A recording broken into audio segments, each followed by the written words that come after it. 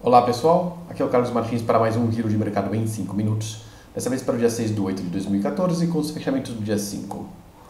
Podemos observar aqui no gráfico do Ibovespa, que caiu um pouquinho hoje, 0,7, que ele ficou durante um período aqui em cima do 56.350 pontos, né, que foi essa resistência intermediária aqui, que na verdade quase nunca foi respeitada, tá? Mas ele ficou aí durante um tempo em cima, mas no final do pregão acabou caindo, né? A gente pode ver, inclusive, vou abrir o gráfico aqui do contrato futuro, do mini Bovespa, a gente pode ver que ele abriu com gap de baixa, aí ele continuou caindo durante um pouco, aí depois subiu, fez a máxima do dia, lá no 57.090, e aí voltou a cair e montou essa figura aqui, que parece uma nuvem negra, né? O problema dessa figura, da mesma forma que essa daqui está próxima de ser um piercing line, o problema dessa figura aqui é que ela não apareceu no topo, ela apareceu depois já de uma correção. Isso muda tudo para o gráfico do Ibovespa. Vamos voltar aqui para a gente ver.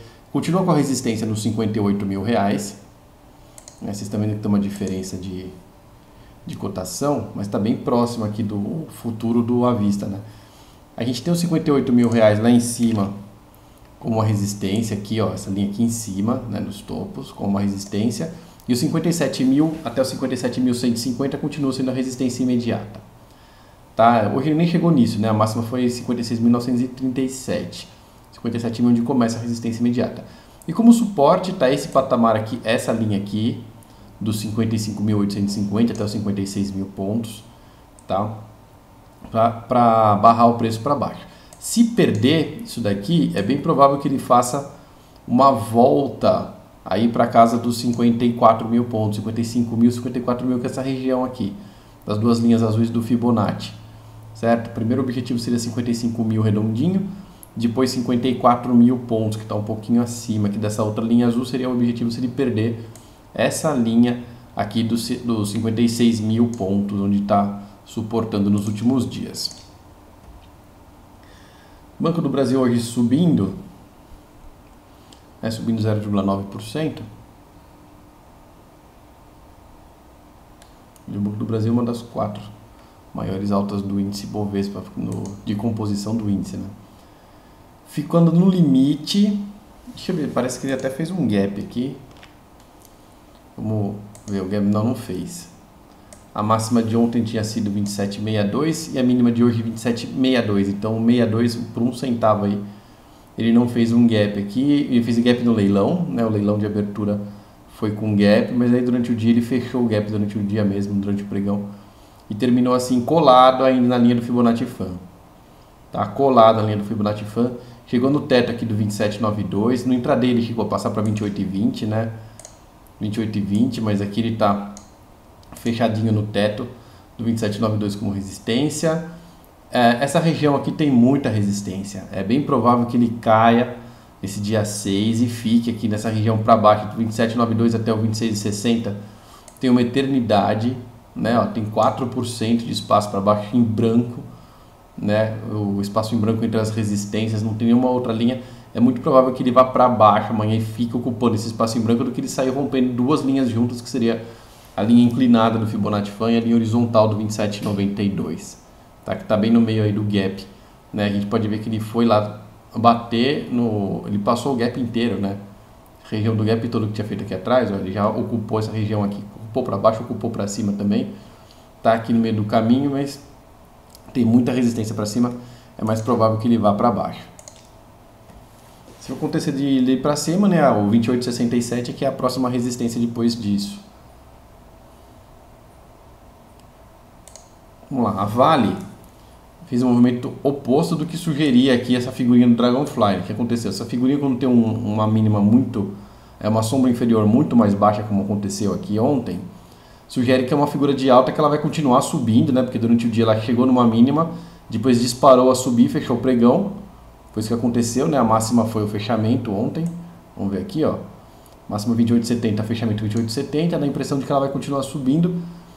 Muito contrário do que aconteceu no dia de hoje, ela já abriu com gap de baixa, tá? Do leilão aí no fechamento, o leilão de abertura abriu com gap de baixa, não fez gap nenhum se você considerar máximas e mínimas, e veio caindo até o 28,26, que é o suporte, que é esse espaço aqui onde ela andou, nada mais é do que o espaço em branco que eu sempre falo. Né? Ela andou aqui no espaço em branco, mínima no 28,24, então chegou a fazer 2 centavinhos para baixo aí do 28,26, mas sempre ficou sentadinha nela parada aqui. Como não tem candle aqui, corpo real desse candle aqui, tem só uma sombra, então esse movimento aqui continua, né, desmontou esse negócio aqui, continua numa pegada de baixa. Se romper o 28,26, tem o 27,97 e o 27,50 para baixo, que seria o suporte mais forte de todos. Tá? O 27,97 é forte, que ele foi testado de baixo para cima e de cima para baixo, então é uma linha forte. E a linha mais forte seria a linha do 27,50, onde a gente pode ver aqui os gaps sendo formados em torno da linha, né? Então essa linha do 27,50 é uma linha realmente bem forte.